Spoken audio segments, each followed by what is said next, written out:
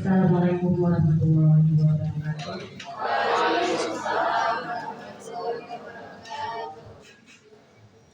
Bersama-sama marilah kita panjatkan puji dan syukur kehadirat Allah Subhanahu wa Ta'ala, karena atas limpahan rahmatnya lah kita masih diberikan kesempatan untuk berkumpul di acara diseminasi pemahaman budaya positif yang akan disampaikan oleh Ibu Iska Fatmawati SPDI. Tanpa salawat serta salam semoga selalu dilimpah curahkan kepada junjungan Nabi besar Muhammad SAW, kepada keluarganya, kepada sahabatnya, hingga kepada kita selaku umat yang taat dan patuh pada ajarannya hingga akhir zaman. Yang terhormat Bapak Kepala Sekolah SMA Negeri 24 Garut, yang terhormat Bapak Ibu Guru beserta staf tata usaha, dan yang saya banggakan peserta didik SMA Negeri 24 Garut. Saya ucapkan terima kasih atas kehadirannya untuk kegiatan ini. Untuk memperlancar acara, marilah kita buka dengan ucapan basmalah. Bismillahirrahmanirrahim. Untuk acara selanjutnya, sambutan dari Bapak Kepala SMA Negeri 24 Garut. Kepada beliau, saya persilahkan.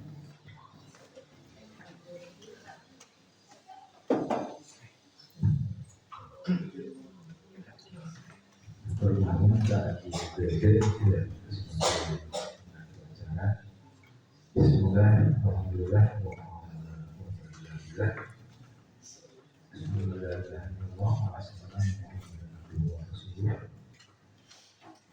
puji dan syukur marilah seperti kita panjatkan kehadiran Allah yang mana kesempatan hari ini alhamdulillah kita semua masih berkah kenikmatan, kesehatan dan kesempatan ya. Sehingga alhamdulillah pada kesempatan hari ini kita masih berkumpul dalam acara yang nanti akan dijalankan oleh Ibu Hajah Iska ya, dalam acara diseminasi budaya positif.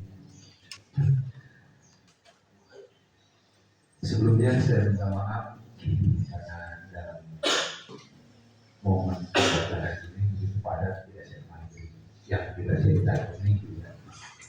Dari kemarin saya sudah mendapatkan berbagai informasi tentang berbagai kegiatan yang akan dilaksanakan, dan secara dari awal ya saya ingin semuanya bisa mengikuti kegiatan dari awal sampai akhir dari acara yang dianggap acara puncak tadi pagi gitu ya, dalam rangka memperingati bulan bahasa, kemudian dalam rangka memperingati Maulid Nabi, juga mungkin sebagai satu paket dalam acara P5-nya gitu ya.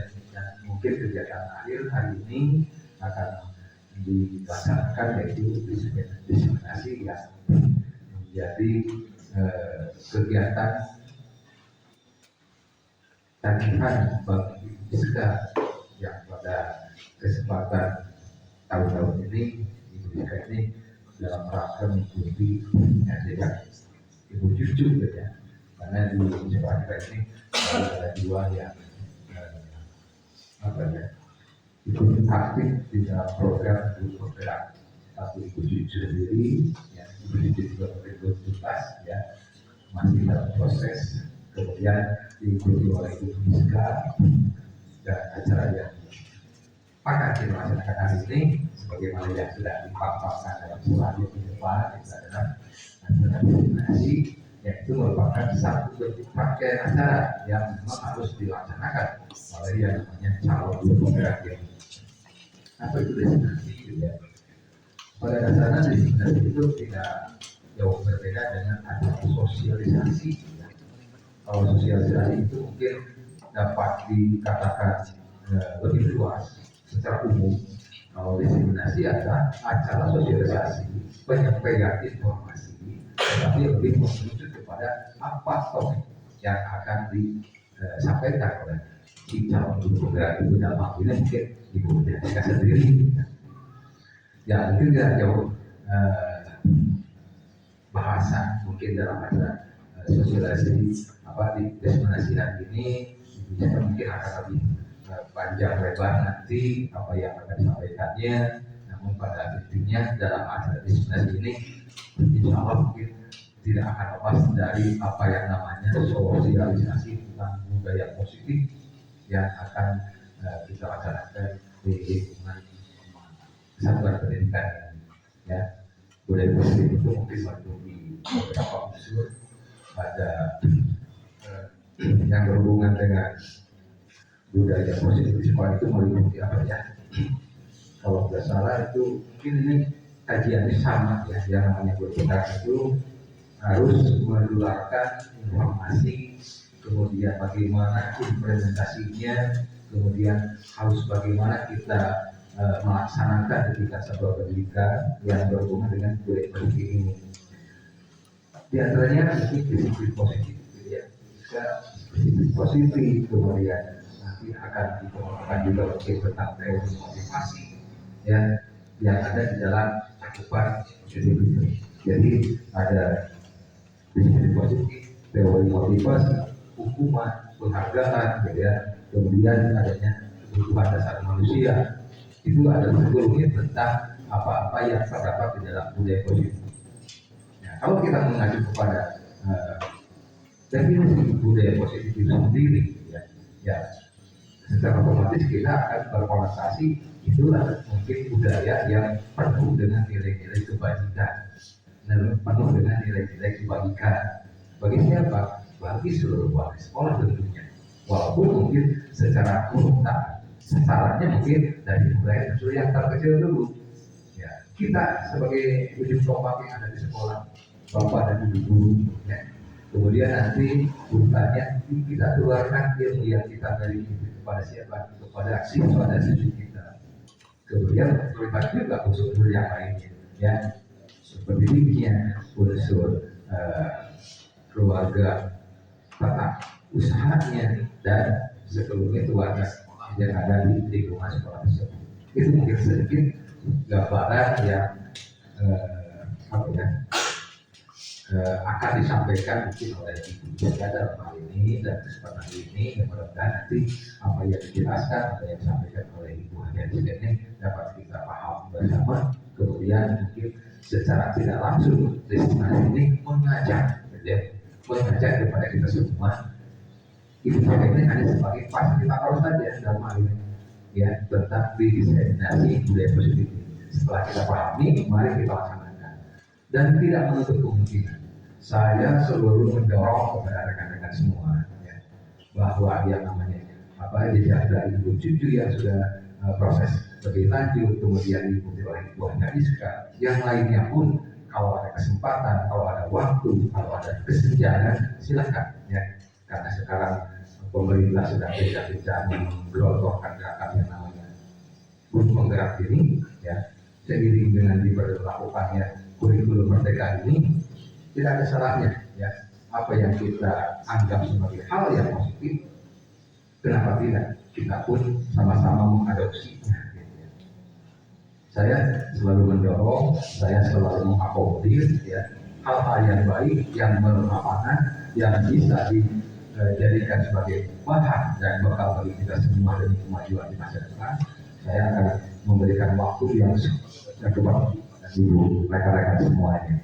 Tidak ada kata dalam benak saya untuk sedikit mempersulit atau menutup kesempatan bagi bapak dan ibu rekan-rekan semuanya dalam hal mengejar kesempatan baik ini.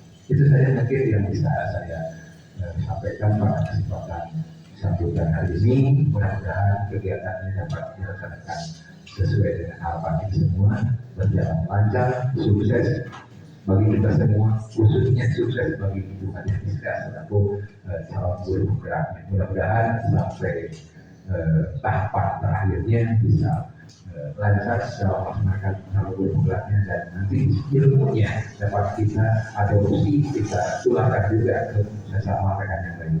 Wabillahi taufiq wal hidayah. Wassalamualaikum warahmatullahi wabarakatuh.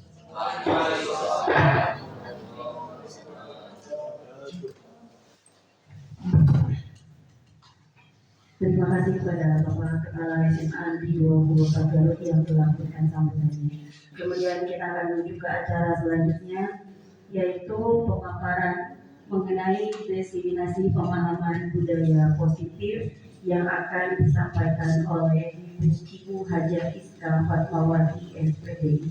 Kepada beliau saya persilahkan.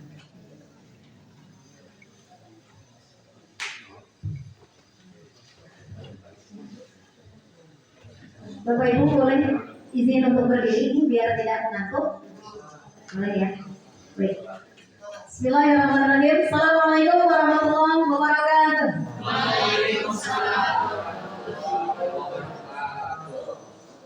Alhamdulillah, syukurillah, saya ucapkan terima kasih khususnya kepada Bapak Ibu guru yang sudah senantiasa hari ini di sela-sela kesibukan yang luar biasa hari ini aktivitas padat, namun Bapak Ibu tetap semangat. Tentunya kita niatkan mudah-mudahan Allah berikan ganjaran kita untuk semua. Mudah-mudahan apa yang dilakukan hari ini insya Allah bermanfaat. Amin. Bapak Ibu boleh kita ice breaking dulu boleh? Supaya sambil tunggu, ya. Kita main tepuk-tepukan Bapak Ibu. Kalau saya bilang tepuk satu kali, Prof, yes, begitu ya. Siap? Langsung buat. Kalau tepuk dua kali, balik sambil tepuk, oke, begitu ya. Kalau tepuk tiga kali, Prof, Prof, ngat, semangat. Kalau tepuk 4 kali, tepuk 4 kali, seperti ini.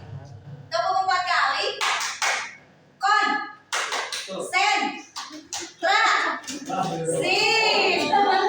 Siap ya? Oke, kita lagi. Bapak Ibu semuanya ayo biar semangat. Tepuk 1 kali, oke. Gimana? Oke. Tepuk 1 kali, oke.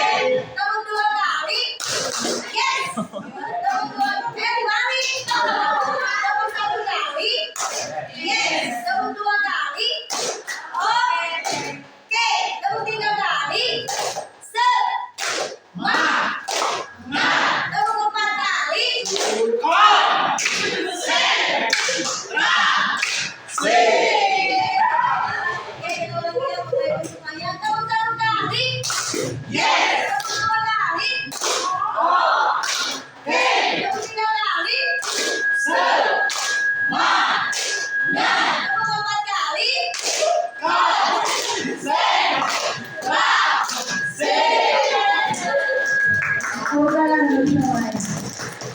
terima kasih Bapak Ibu ya.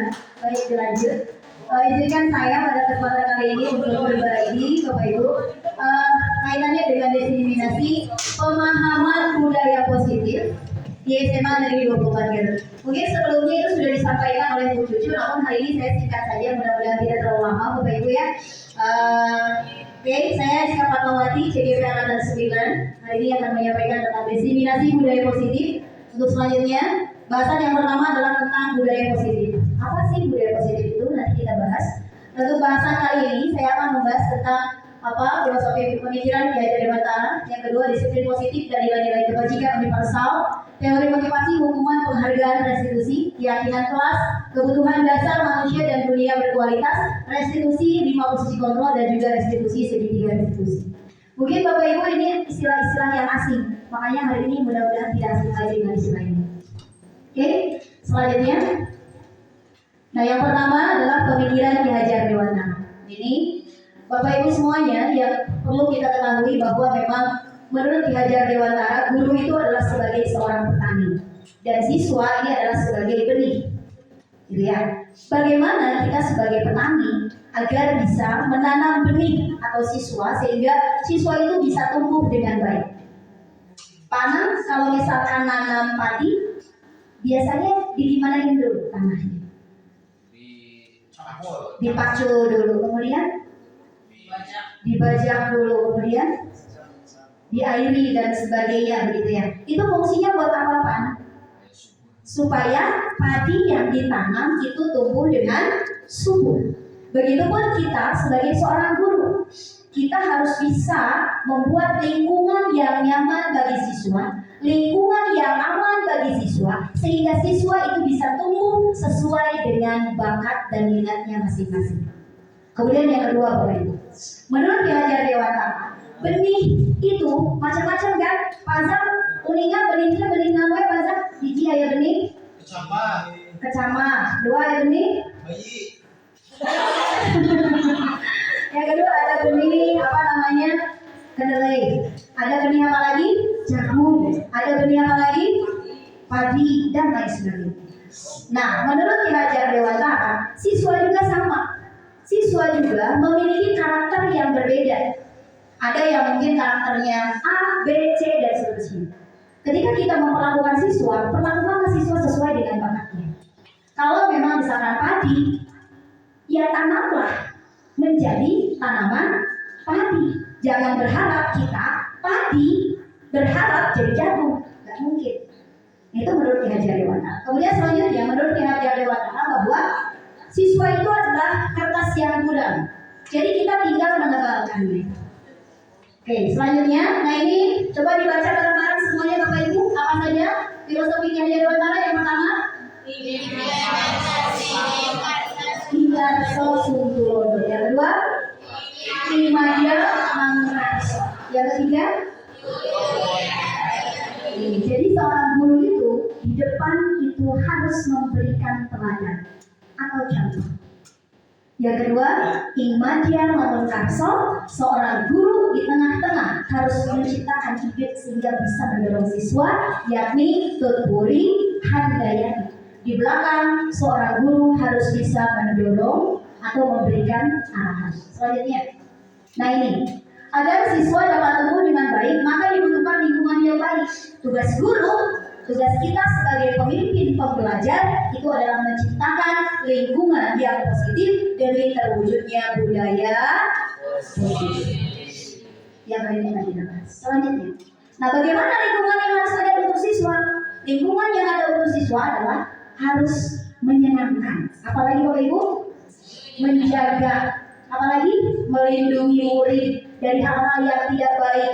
Karakter siswa tumbuh dengan baik, seperti yang malas jadi yang ngedul jadi semangat, yang tidak bisa jadi bisa, yang tidak biasa jadi biasa, seperti itu.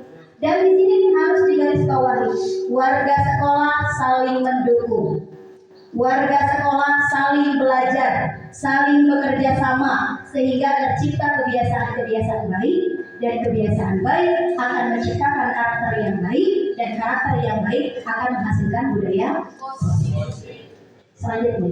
Baik, yang pertama, coba Bapak Ibu saya mau tanya, Bapak Ibu sepakat tidak dengan ini? Hukuman dapat mendisiplinkan anak. Cung yang setuju.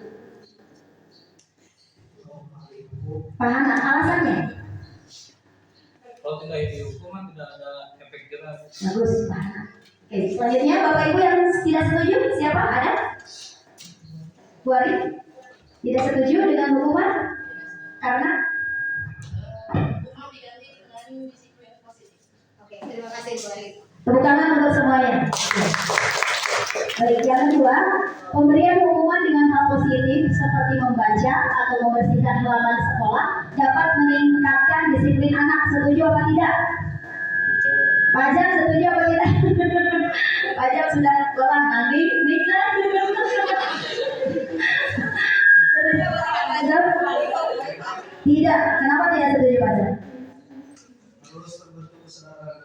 Masya Allah. Tepuk tangan buat Pak Jam. Pak Jam terbaik ya. Yang ketiga, itu memberi penghargaan dapat meningkatkan motivasi belajar anak. Setuju apa tidak? Sepakat semuanya? Alasannya panas juga. Sepakat. Karena Tiga-tiganya saya sepakat. masih bagi Diborongnya. Baik, nanti jawabannya akan dijawab di slide selanjutnya. Apakah setuju atau tidak setuju? Apakah itu sudah benar atau belum? Masih ya Teh? Oke.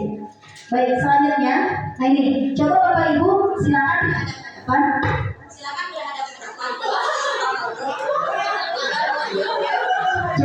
bukan nonjok tapi kita Bapak silakan salah satunya, satu yang mengepalkan tangan, satu yang membujuk. Silakan. Yang mengepalkan tangan siapa? Yang membujuk siapa? Dianggap Bapak Ibu di kepalan tangannya itu ada barang yang sangat berharga. Cek 5 miliar misalnya, ataukah berlian dipegang, dan yang di sampingnya membujuk supaya dibuka, biar dibuka. Jadi silakan coba. Siapa yang bagian? Siapa yang bagiannya? Silakan coba. Kita mulai dari sekarang. Pak, tangan silakan. Nah, coba. Ini dibuka dokter. Siapa mana di mana ada salah seorang? Pasangan dibuka rumah caranya. Silakan. Yuk kita mulai dari Pak Adam sama Media. Silakan. Siapa yang bagian baru? Nomor dia. Coba aja kumaha carana dia supaya tangannya buka. Ya satu. Yuk, kumaha carana bebas. Bebas carana penting ya kan? Buka. Coba. Sudah. Coba Bulia, saya ini punya barang yang berharga. Bulia mau bujuk saya. Suruh saya buka ini, bisa nggak coba Bulia? Gampang. Coba. Caranya bebas. Ya. Aja coba kata-katanya bebas. Dengan Bulia aja mau di rumah ke bebas, seperti Abi mau main. Oh, di buku makan aku. Nah, jadi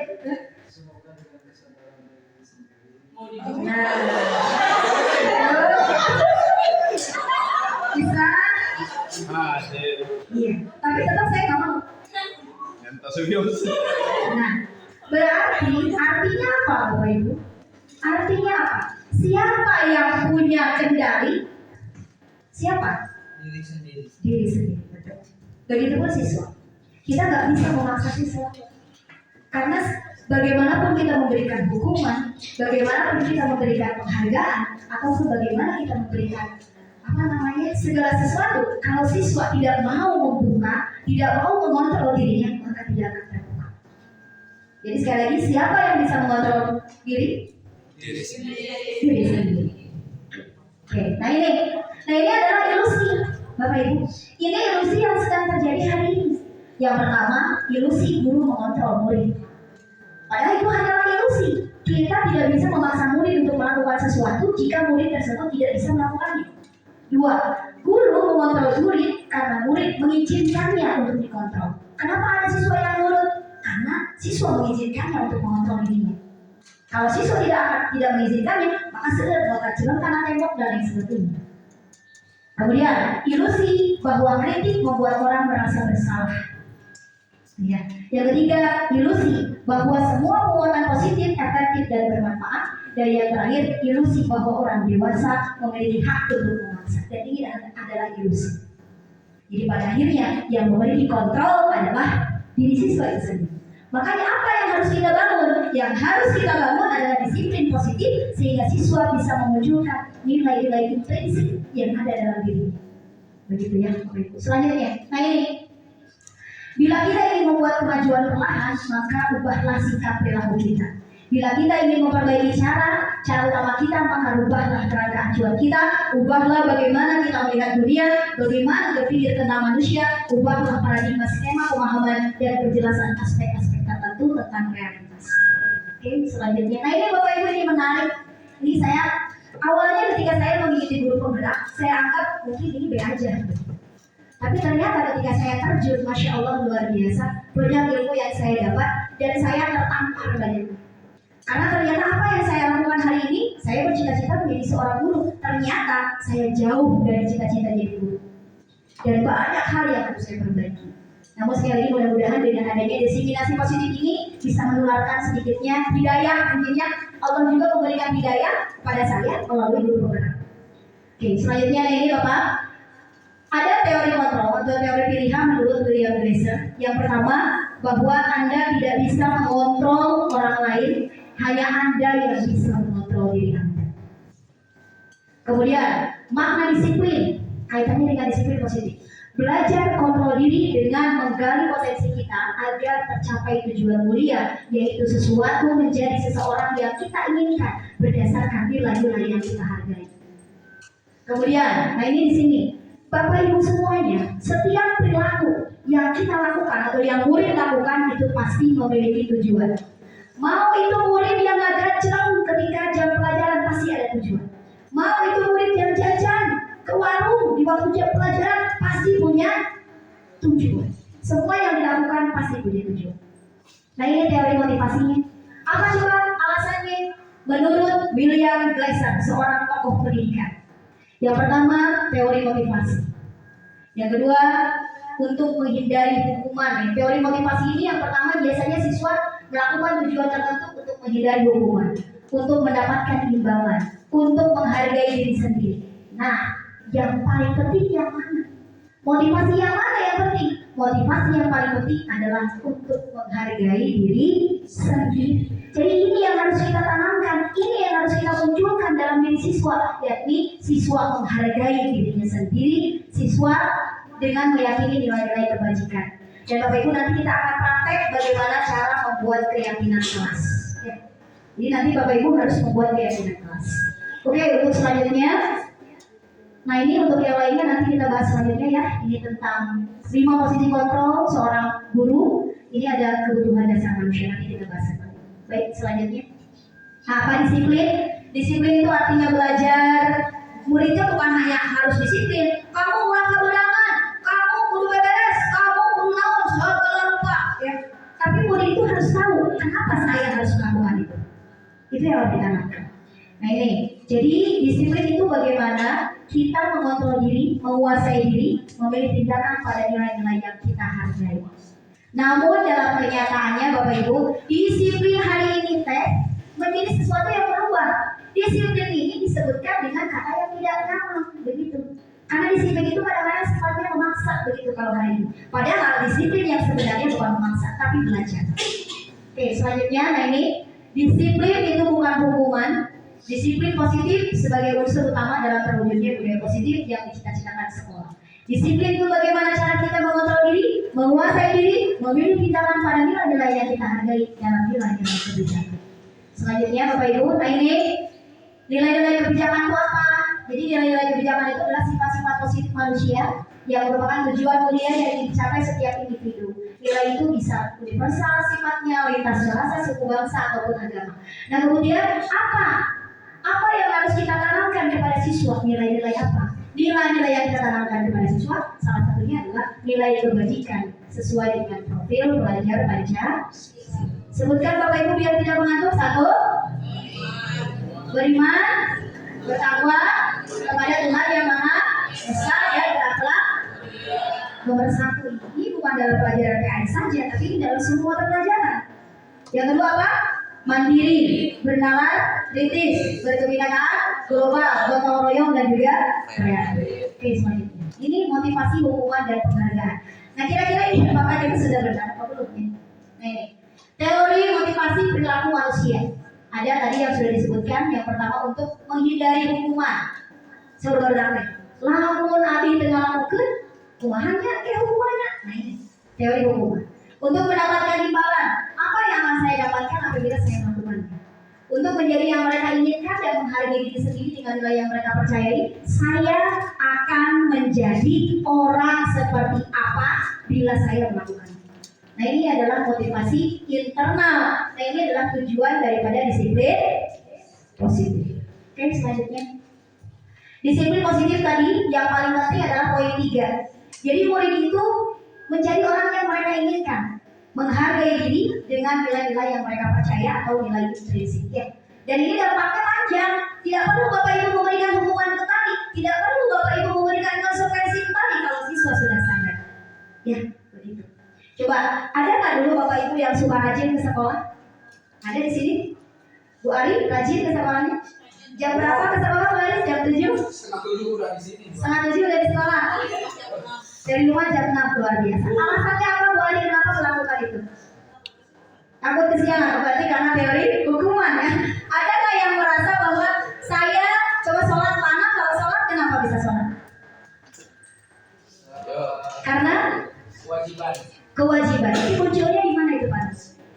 pelajari dalam diri kesadaran. Tapi ada kan kelas sholat jadi semua selesai banget pastinya.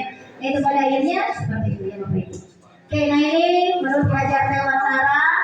Jadi ini gini, merdeka itu artinya terlepas dari perintah. Jadi kenapa ada merdeka belajar? Ya tadi karena siswa itu bebas dari perintah, tapi bukan sakitnya mahasiswa bukan. Tapi kita mengarahkan dan menuntun sesuai dengan nilai-nilai kebajikan. Ya, nah ini. Tetapi siswa bisa memerintah dirinya sendiri. Nah, ini Bapak Ki Hajar Dewantara mirip Pak Subagio ya. Saya nama ini, Masya Allah. Tim sehat Pak Subagio. Yang selalu di sekolahnya. Ini kelas asing Solo, Pak Subagio. Masya Allah ya. Selanjutnya, nah ini. Bapak Ibu pernah dengar nggak kalimat ini? Dihukum oleh penghargaan. Tadi banyak Bapak Ibu yang sepakat dengan adanya penghargaan. Ini ternyata faktanya seperti ini, bahwa penghargaan itu berlaku sama dengan hukuman ternyata. Dalam arti meminta atau memuji seseorang melakukan sesuatu untuk tujuan tertentu dari orang yang meminta atau memuji. Dan ini dorongannya bukan internal, bukan intrinsik, tapi dorongannya adalah dorongan eksternal. Anak ketergantungan.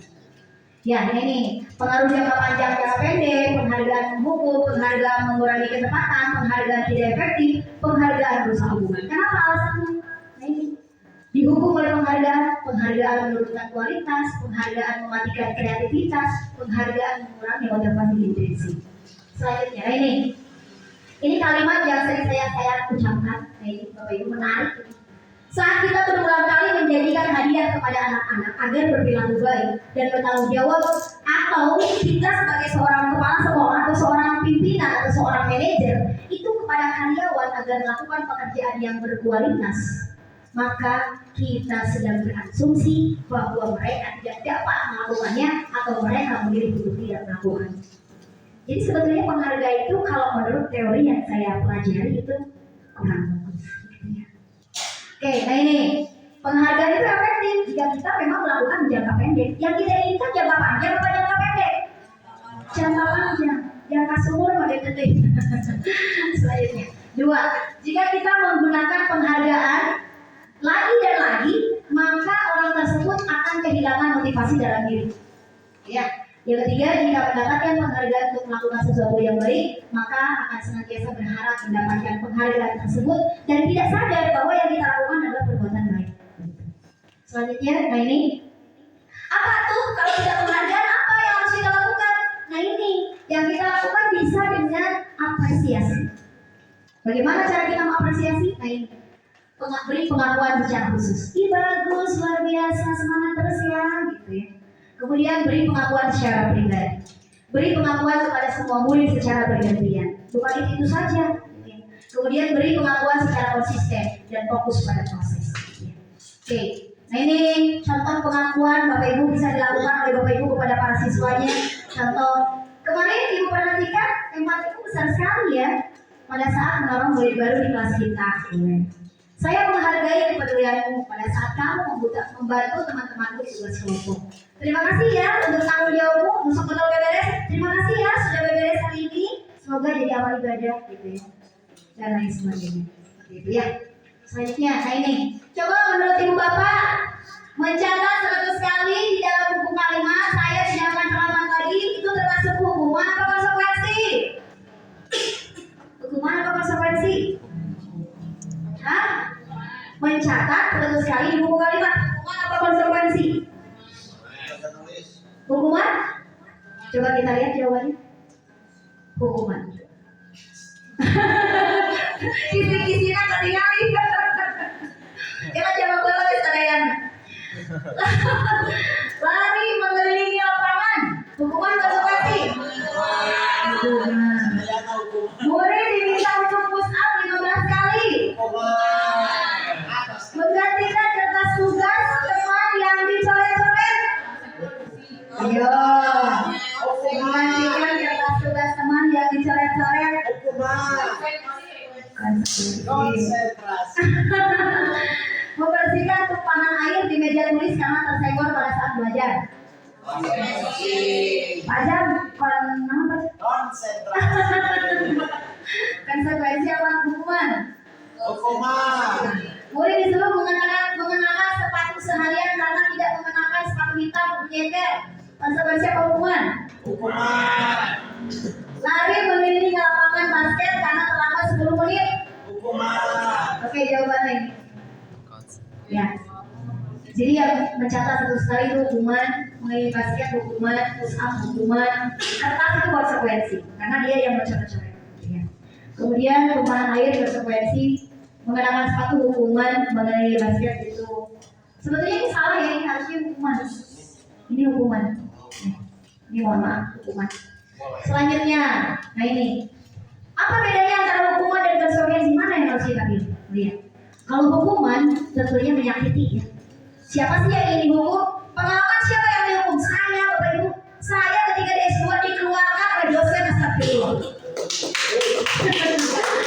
Itu sampai saat ini, Masya Allah, sakitnya luar biasa. Karena salah paham. Berarti itu Pak lagi mungkin ini takdir Allah ujian kuliah. Makanya nggak boleh. Sesuatu yang menyakitkan, kalau konsekuensi sesuatu harus terjadi. Hukuman, anaknya masih sakit hati gitu ya, baik jangka panjang ataupun jangka pendek gitu ya. Biasanya jangka lama. Ingat sampai ke nikah oke. Cik Bapak Ibu lama di sekolah, muter dulu anu kumaha, lu pernah galak, lu pernah menyakiti atau lu pernah kumaha? Nah, yang ditunggu-tunggu yang menyenangkan. Pernah nggak misalnya disakiti oleh seseorang dan ingat sampai hari ini? Pernah. Nah itu karena menyakiti orang lain ya dari sini. Apalagi kita. Begitu. Nah, anak kalau hukuman itu anak akan benci pada aturan.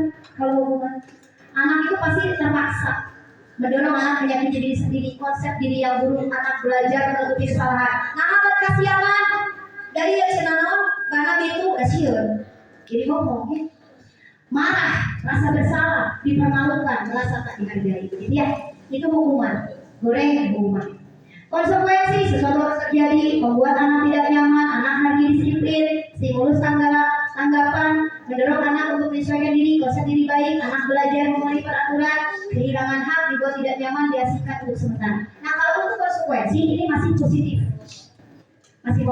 Tapi kalau hukuman itu sudah sangat-sangat negatif.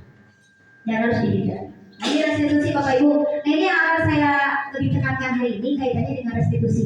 Jadi restitusi itu adalah proses menciptakan kondisi murid untuk memperbaiki kesalahan mereka. Jadi orang kan mengayak murid bersalah kan yang diceraikan, ya.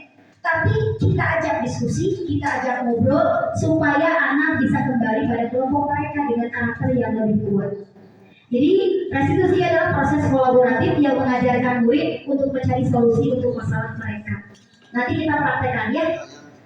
Nah, membantu murid berpikir orang seperti apa yang mereka inginkan dan bagaimana mereka harus memperlakukan orang lain.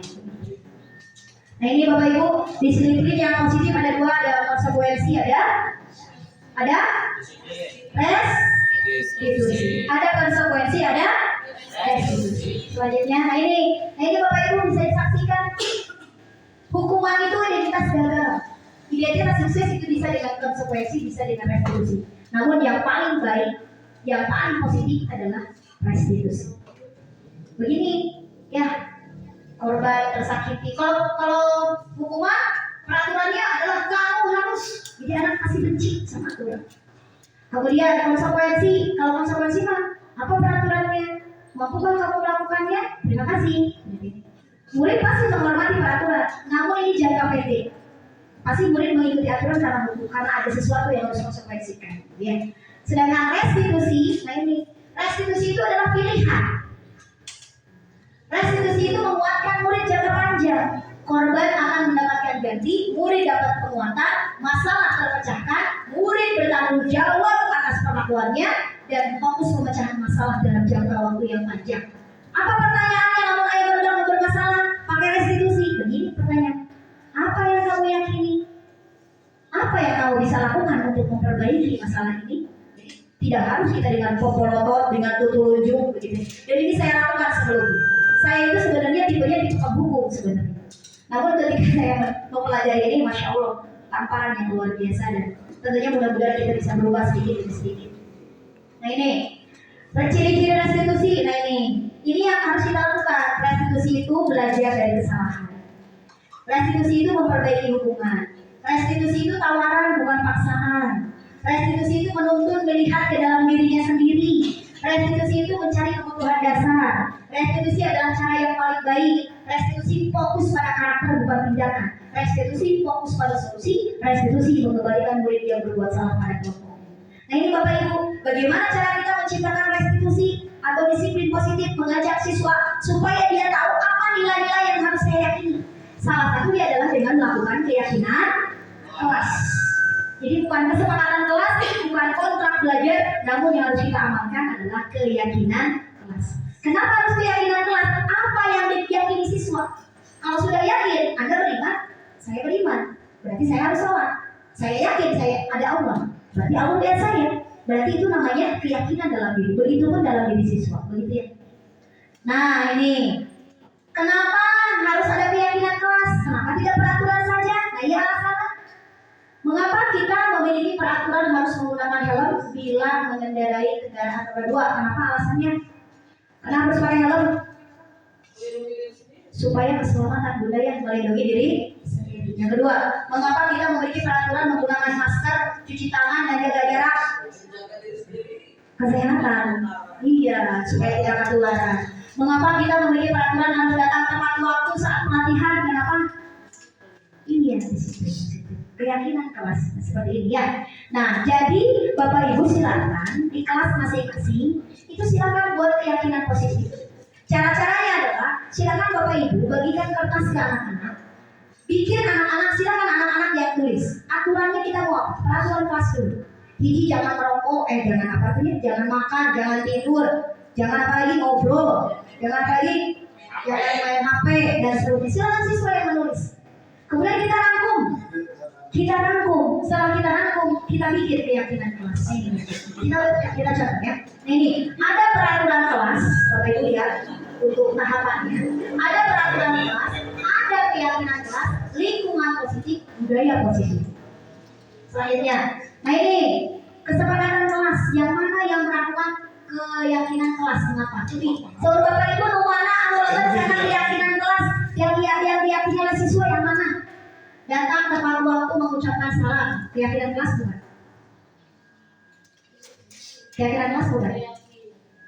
Ayo Bu, Ibu nggak apa-apa salah, nggak bakalan cepet ya. Nggak boleh Bu. Coba menjaga kebersihan sekolah. Keyakinan kelas bukan? Keyakinan. Berdoa sebelum dan sesudah kegiatan. Aktif dalam pembelajaran. Keyakinan, betul. Kami dan guru dan murid saling menyayangi. Keyakinan. Kami murid semangat belajar. Keyakinan. Kami murid peduli dengan teman. Nah ini yang bagusnya di dalam kelas, jangan ada kalimat tidak makan di kelas, dilarang ya, dan lain sebagainya. Itu jadi sebetulnya peraturan yang dibuat seperti tadi dilarang. Kita bikin keyakinan kelas dengan kalimat yang lebih positif. Contoh misalnya ini ya, ini penguatan keyakinan kelas. Kami meyakini bahwa sangat penting untuk menghormati semua orang, barang milik orang lain. Bekerja, kami meyakini bahwa sangat penting untuk mengerjakan pekerjaan, mengikuti kegiatan yang ditugaskan. Diterima dan dimiliki, kami meyakini bahwa sangat penting untuk merasa diterima pada suatu kelompok dan saling peduli dengan yang lain. Nah, seperti ini ya. Selanjutnya, ini bagaimana hormat? Kalau contoh misalkan keyakinan kelasnya adalah hormat. Terdengarnya gimana? Yuk saya bantu. Kita selesai gini bersama ya. Tolong ya. Permisi, boleh saya pinjam? Nanti akan segera saya kembalikan ya. Ini kalimat-kalimat yang memang terdengar. Terlihatnya berempati terhadap perasaan orang lain, memegang barang milik orang lain dengan izinnya, mendengarkan dengan seksama, senantiasa berbuat baik dan berbagi, tersenyum ramah, memberikan salam hormat, berjabat tangan, namaste, meletakkan tangan tidak ada salim dan lain-lain. Kalau kita salim bukan namaste. Beda ya. Memberikan ruang bekerja, postur tubuh yang tenang dan lain sebagainya. Ini ya. Oke, selanjutnya, coba menurut Ibu Bapak, kalau ada peraturan selalu kembalikan buku ke tempatnya, kira-kira keyakinan positif kalimat yang paling bagus bagaimana? Setelah selesai digunakan, kembalikan ya. Kalimat yang lebih positif bagaimana? Dilarang mengganggu orang lain. Coba kalimat positifnya. Keyakinan kalian seperti apa? Bagusnya kan jangan dilarang, tapi bagaimana? Dilarang mengganggu orang lain, kumaha keyakinan kelasnya? Saling. Nah, saling menghargai. Dilarang melakukan hadir di sekolah 15 menit sebelum pelajaran dimulai apa? Keyakinan kelasnya. Disiplin, ya, tepat waktu, ya. Dilarang melakukan kekerasan, apa kalimatnya? Keyakinan kelasnya. Dengan buka buku ya. Masih ada jangan gitu, masih ada jangan. Nah, cinta damai bagus. Dilarang menggunakan narkoba. Kalimatnya apa? Positif. Jangan dilarang. Minum air. Bergantian, coba kita lihat ya. Ini keyakinan kelas ini. Awas. Selalu kembalikan buku ke tempatnya. Maka kita bikin buku rumah dalam pelajaran sejarah tanggung jawab. Dua, dilarang mengganggu orang lain. Ini dibikin keyakinan kelasnya menghormati orang lain. Hadir, menghormati orang lain, komitmen. Gitu gitu keyakinan kelas. Dilarang melakukan kekerasan, menghormati orang lain, keselamatan.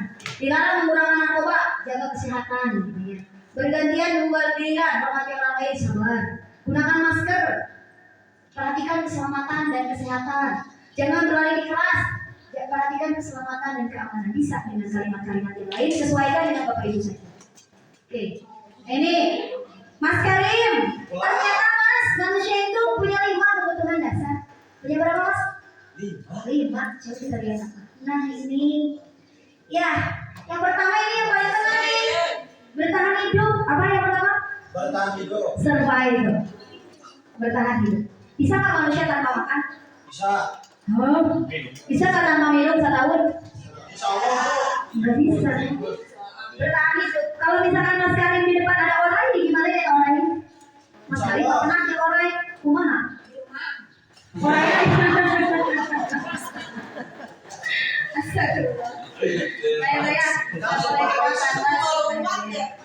Nah, jadi kebutuhan dasar manusia itu contoh misalkan itu seperti bertahan hidup itu kaitannya dengan psikologis, rumah, makanan, reproduksi, gitu ya. Contoh, ada kasus seorang anak namanya Mas Karim mengambil makanan Mas Anan, bukan Mas Anan, Kak Hari ini. Karim memanggil makanan Hari. Tahu apa? Salah. Alasannya, ketika istirahat, Karim suka mengambil makanannya Hari. Padahal Hari bawa bekal. Itu alasannya bisa karena Karim bertahan hidup. Bisa bertahan hidup. Kenapa? Karena Karim mungkin mamahnya nggak kasih makanan di rumah. Jadi kelaparan. Akhirnya merebut batur, maling. Bisa. Mabuk.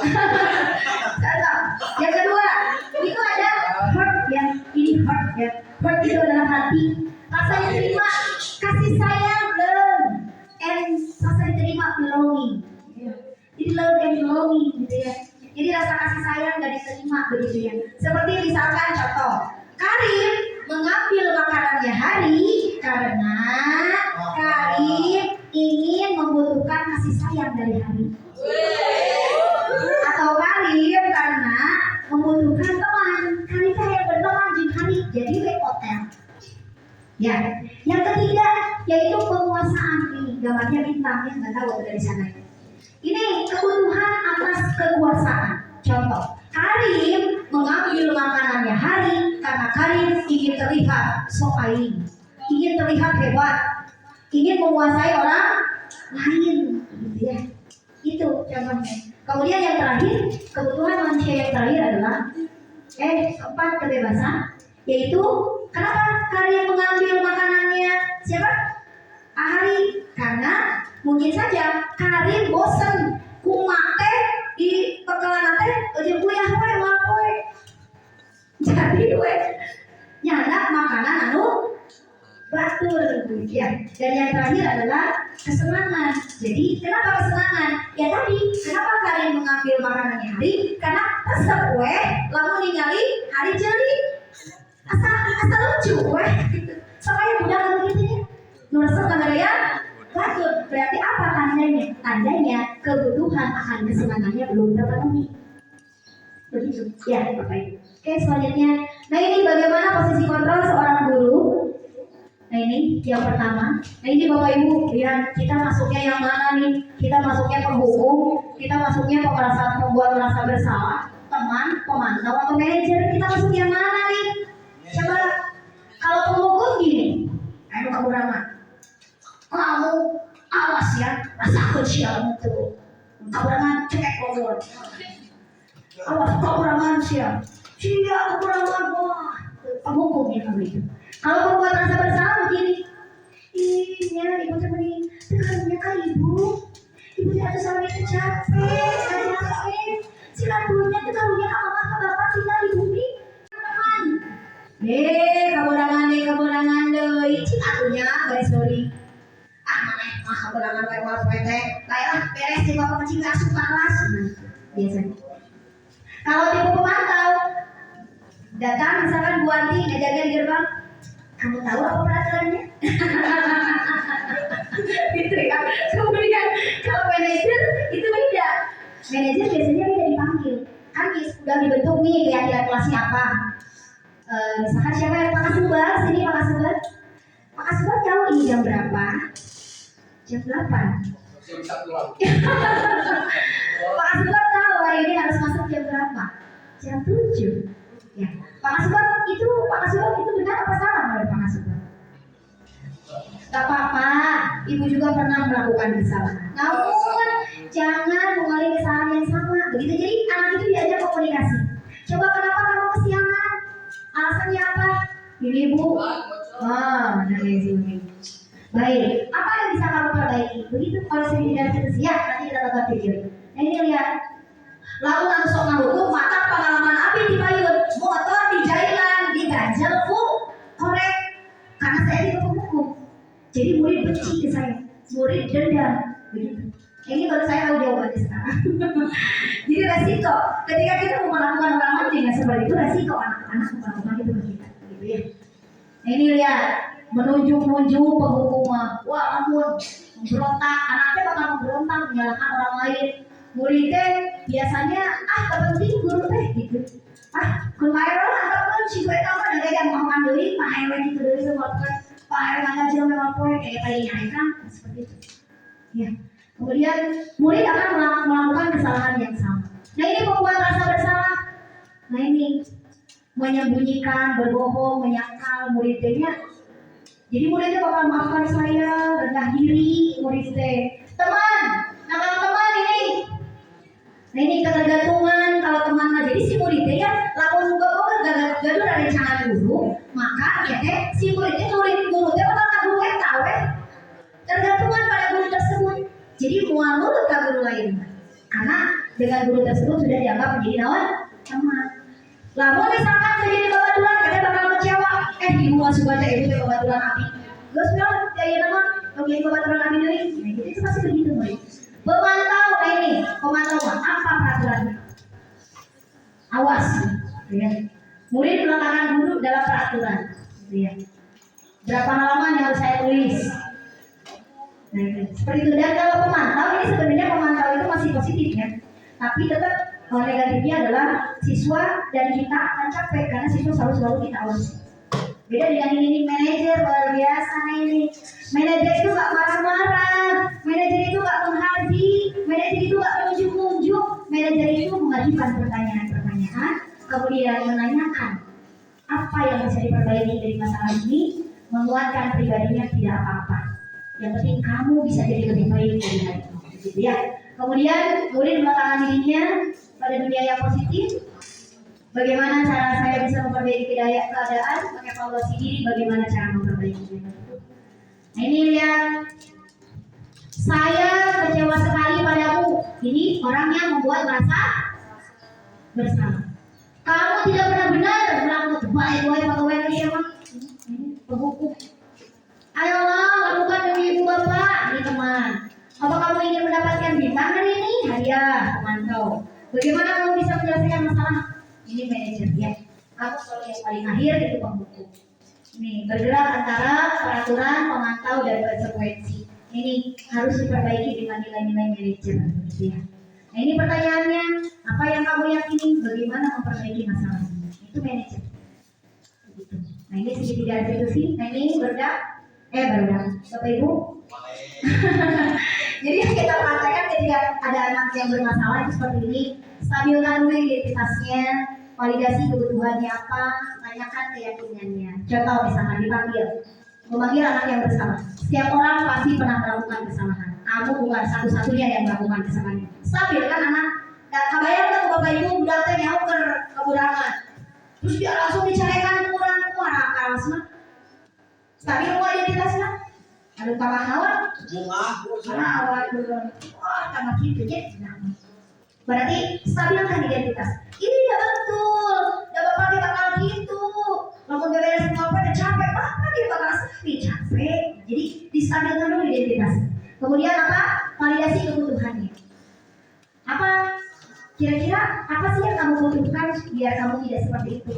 Kamu mungkin punya alasan, mau sih alasannya kita tanyakan. Dan yang terakhir, baru tanyakan nilai-nilai apa yang kita sepakati. Kamu ingin jadi orang seperti apa? Begitu. Selesai Bapak Ibu.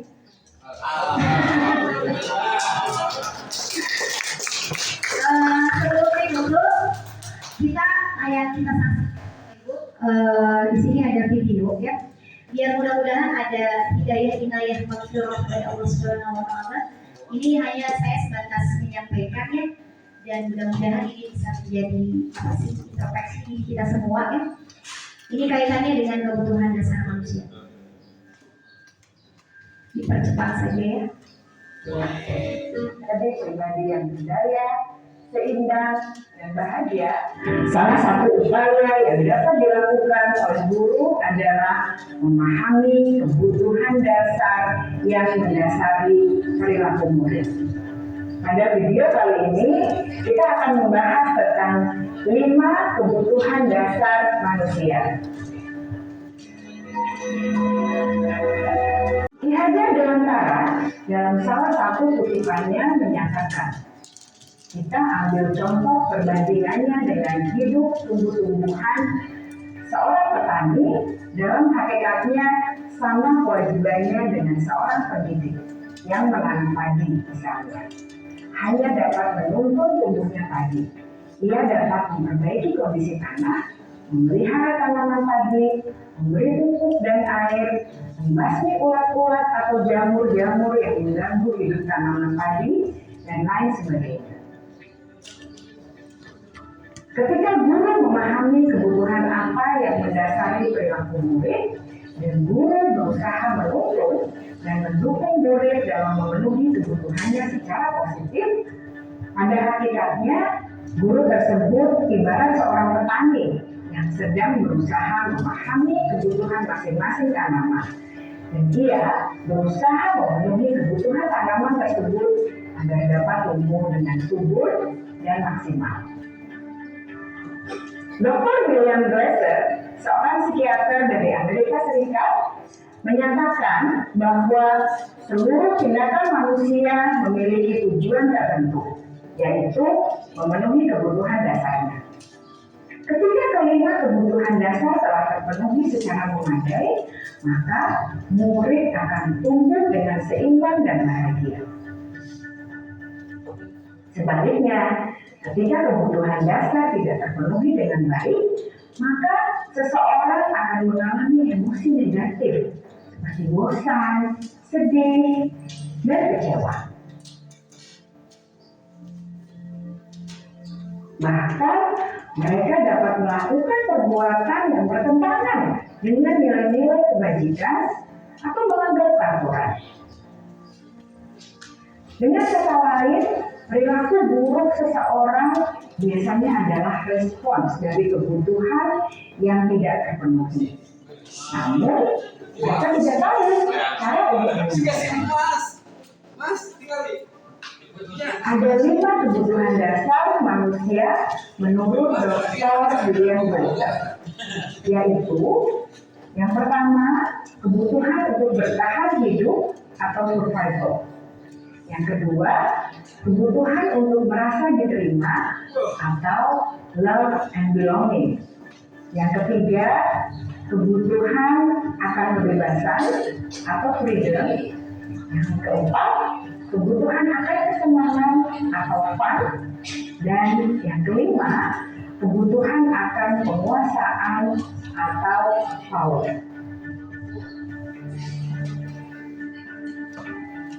Kebutuhan dasar yang pertama adalah kebutuhan yang bersifat fisiologis untuk bertahan hidup atau survival.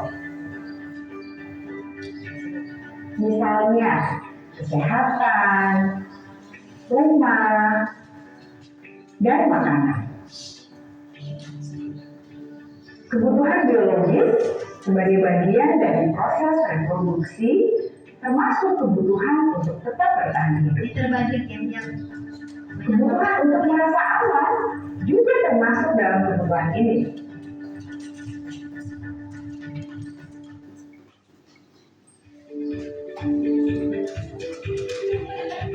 Agar murid dapat belajar dengan baik, kebutuhan mereka akan rasa aman, pangan, sandang, dan papan harus terpenuhi.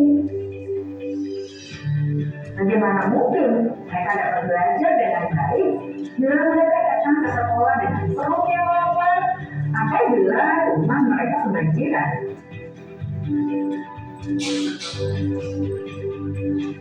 Setelah kita mengetahui kebutuhan pertama yang sebagian besar bersifat fisiologis, mari kita lihat kebutuhan kedua sampai kelima yang semuanya berhubungan dengan psikologis. Mari kita lihat kebutuhan yang kedua, yaitu kebutuhan akan perasaan diterima oleh kelompok atau komunitasnya, atau kebutuhan love and belonging. Kebutuhan ini meliputi keinginan untuk tetap terhubung dengan orang lain seperti teman, keluarga, teman kerja, dan kelompok di mana kita tergabung.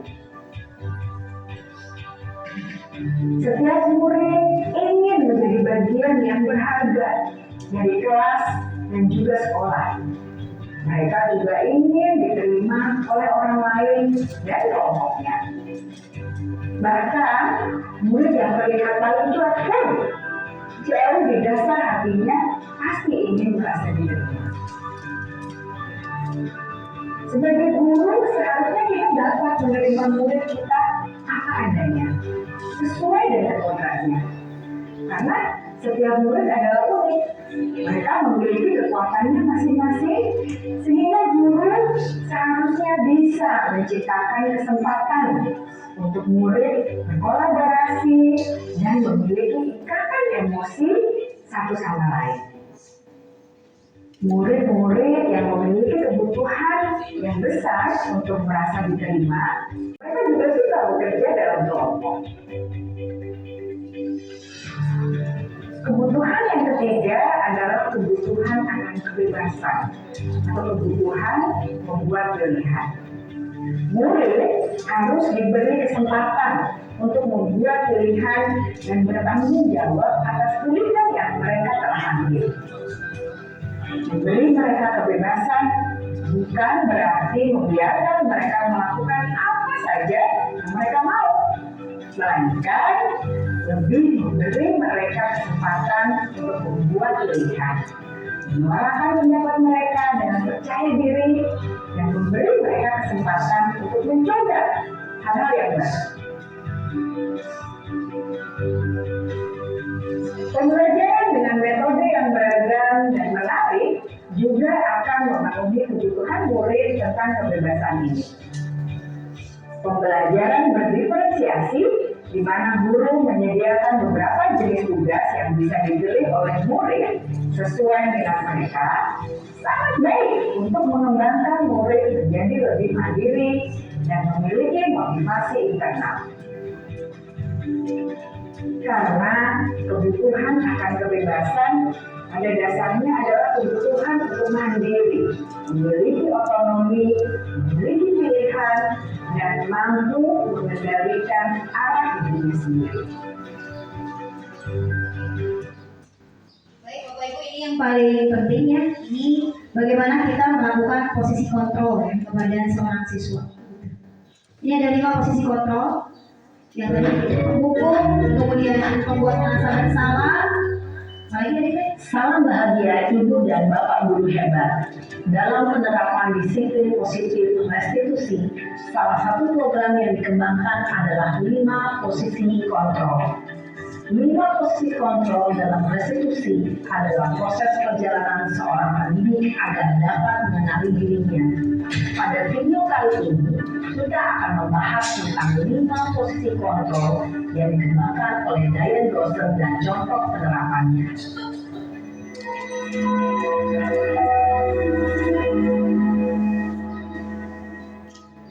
5 posisi kontrol itu adalah 1. Posisi penghukum. 2. Posisi pembuat merasa bersalah. 3. Posisi teman. 4. Posisi pemantau atau monitor. Dan 5. Posisi manajer. Untuk lebih memahami kelima posisi tersebut, mari kita saksikan kasus Naren yang terlambat hadir 20 menit di sekolah dan melihat bagaimana kelima posisi kontrol dalam menghadapi masalah tersebut.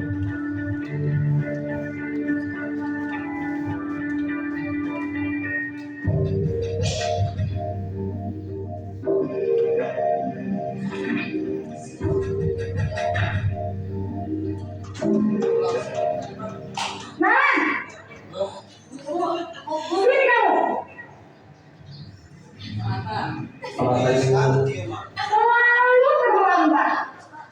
Kamu deh, pasti terlambat. Maaf Bu, saya Apa? Apa coba? Alasan kamu apa lagi? Kapan sih kamu tidak terlambat? Malas sekali ya kamu jadi anak. saya Dasar pemalas. Gak kapok-kapok sih kamu. Sudah berapa kali terlambat? Sana, kamu keliling lapangan basket 2 kali. kenapa saya harus ke lapangan basket Bu? Kenapa? Kamu melawan ibu. Berani-beraninya jawab. Sudah terlambat, masih berani jawab pula. Sekarang, keliling lapangan basket 5 kali sekalian. Biar kapok. Cepat. Pergi sana ke lapangan basket. Posisi penghukum biasanya berbicara dengan nada tinggi, menghardik, menunjuk-nunjuk, menyakiti, dan menyindir. Hukuman bisa berupa fisik maupun psikis. Ibu dan Bapak Guru hebat, dampak yang terjadi pada murid ketika guru berada pada posisi penghukum adalah murid cenderung akan memberontak, bahkan menyimpan dendam.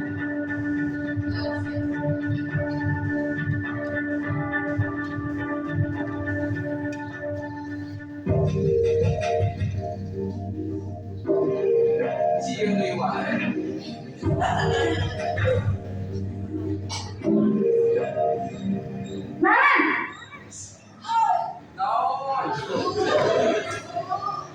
Selamat pagi Bu. Naren. Kamu kenapa terlambat lagi, nak? Ya Tuhan, Naren. Kamu senang ya bikin ibu susah ya? Kalau kamu terlambat lagi, nanti ibu yang ditegur bapak kepala sekolah, nak.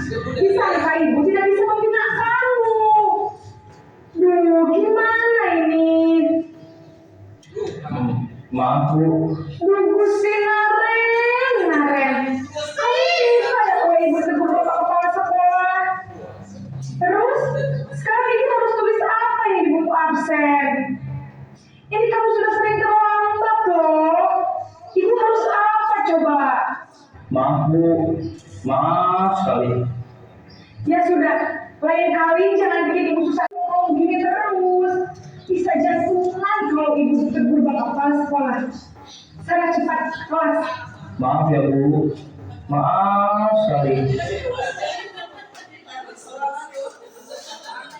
Posisi pembuat rasa bersalah berbicara dengan nada tenang, cenderung lembut. Namun kata-kata yang diutarakan membuat murid merasa menjadi orang yang gagal, memandang buruk dirinya sendiri, merasa tidak berharga, dan tidak sanggup membahagiakan orang lain. Ketika guru mengambil posisi pembuat rasa bersalah, murid akan menganggap dirinya yang bersalah dan ia akan menyimpan emosi negatif tersebut di dalam dirinya.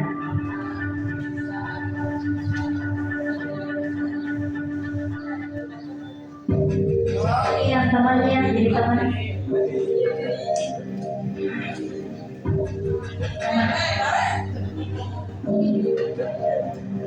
Man, Aduh. Selamat pagi Bu. wah, sudah jam berapa ini nak? Terlambat lagi ya sayang. Iya Bu, habis ibu saya lupa membangunkan saya Bu. Kamu malah menyalahkan ibu kamu. Kamu bukannya anak yang larinya paling kencang. Kok terlambat sih? Iya Bu, saya memang terlambat bangun tadi. Jadi biarpun saya lari kencang, tetap gak kencang Bu. Ya sudah sana, nanti lain kali larinya lebih kencang lagi ya. Biar gak terlambat lagi. Bikin seneng ibu, demi ibu. Bisa kan? Bisa lah Bu. Ya sudah sana masuk kelas. Ibu beresin urusan absen kamu. Kamu ini ada-ada saja. Dalam posisi teman, guru berbicara dengan nada suara ramah, akrab, cenderung bersenda gurau untuk menjaga suasana tetap santai. Murid akan merasa senang, aman, dan akrab dengan guru. Identitas yang tercipta adalah identitas sukses atau berhasil. Namun, perlu diingat, karena ini masih dorongan eksternal, maka ada faktor ketergantungan dari murid kepada orang tertentu. Di sini, guru absennya, sehingga di lain waktu, murid bisa berperilaku baik, namun hanya kepada orang-orang tertentu saja.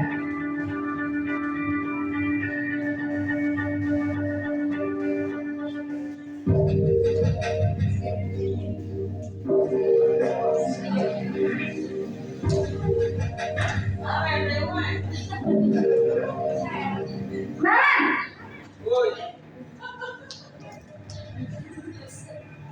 Selamat pagi Bu. Naren, apa peraturan sekolah kita tentang jam berapa kita harus masuk sekolah nak? Kita harus di sekolah jam 7 Bu.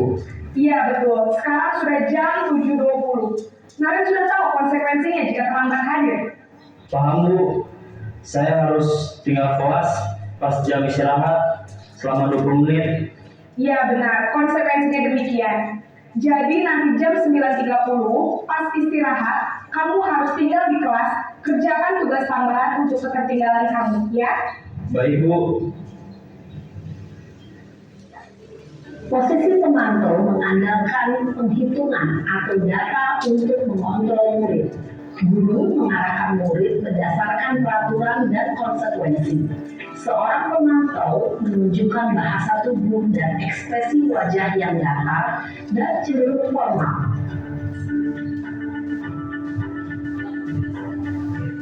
Ini Bapak Ibu yang paling sesuai itu ini.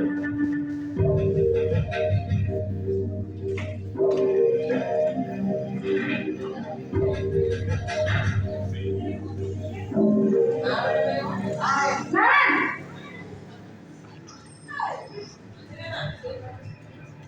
Selamat pagi Bu. selamat pagi Naren.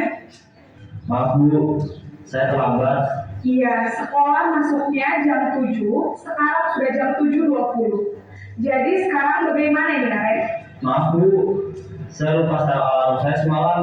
Baiklah, menurut kamu, keyakinan sekolah yang mana yang perlu kamu tingkatkan? Menghargai diri sendiri dan orang lain mungkin ya Bu. Setuju. Jadi, apakah Naren meyakini prinsip saling menghormati tersebut? Iya Bu, saya meyakininya. Apakah Naren bersedia memperbaiki masalah keterlambatan ini? Bersedia Bu. Bagaimana kamu akan memperbaiki masalah keterlambatan ini?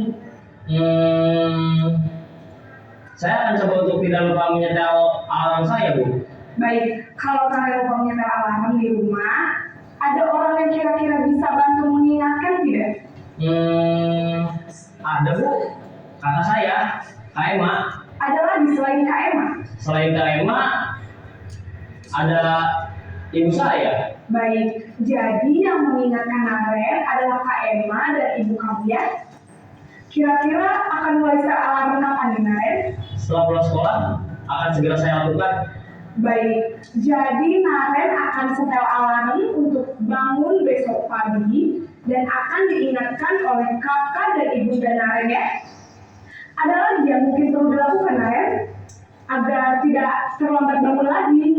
Tidak ada, Bu. Baik, Naren. Terima kasih untuk kerjasama kamu. Sekarang kamu perlu kembali ke kelas untuk belajar. Baik, Bu. Terima kasih. Posisi kontrol yang disarankan untuk membimbing murid memiliki sikap disiplin yang positif, yaitu murid yang mandiri, bertanggung jawab, dan dapat memecahkan masalah. Tujuan dari posisi ini adalah agar murid dapat berefleksi atas tindakannya. Guru akan dengan tulus memberikan pertanyaan-pertanyaan bermakna, sehingga membuat murid dapat belajar dari kesalahannya dan mencari sebuah solusi untuk menyelesaikannya.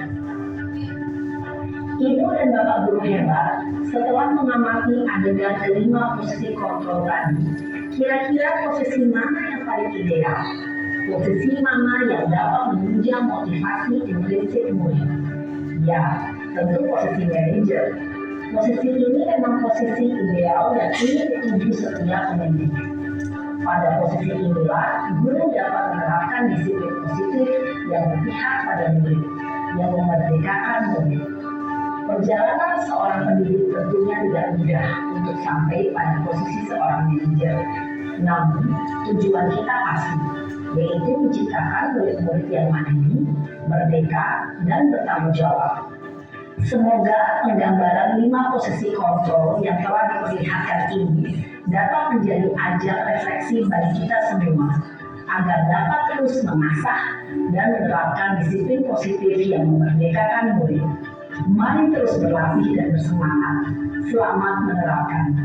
Salam dan bahagia Ibu dan Bapak guru hebat. Oke, baik, tepuk tangan untuk semua. Jadi Bapak Ibu meskipun memang menjadi posisi manajer itu tidak mudah, ya, tapi tetap boleh. Misalkan ketika kita menerapkan menjadi posisi manajer, tentu boleh. Menjadi teman boleh, menjadi pemantau juga boleh. Namun mungkin dengan caranya. Di 24 apakah bisa dilakukan atau tidak? Kita harus yakin pasti bisa. Insya Allah mudah-mudahan dengan adanya budaya positif di sekolah, di 24 khususnya, sekolah SMA di 24 Garut bisa menjadi sekolah yang luar biasa, semakin nggak melesat, dan hari ini mungkin siswanya semakin banyak, dan karakter siswanya akhlaknya baik-baik. Karena kunci daripada pendidikan itu adalah perubahan perilaku. Ya. Ketika pendidikan tidak bisa merubah perilaku anak, itu berarti pendidikan tidak berhasil. Ya. Dan Bapak Ibu, ini juga jadi evaluasi bagi saya pribadi, karena memang saya itu tipe pembuku. Kata Tamas Karim, asal Rizka itu. Dan ketika saya melihat, makanya hidayah dari Allah itu datangnya lewat kapan saja dan di mana saja. Ini salah satu hidayahnya mungkin untuk Bu Rizka, untuk saya pribadi, sehingga saya bisa merubah dari posisi penghukum berubah menjadi posisi manajer. Ya. Bapak Ibu, itu saja mungkin untuk hari ini. Terima kasih atas perhatiannya, dan untuk tugas Bapak Ibu semuanya mohon dibantu. Silakan Bapak Ibu bisa membuat keyakinan kelas, ya, untuk diyakini oleh siswa kelasnya masing-masing, dan mudah-mudahan segitiga restitusi ini bisa kita praktekkan di dalam kehidupan sehari-hari. Itu saja Bapak Ibu, semoga bermanfaat. Mohon maaf, terima kasih waktunya. Allahumma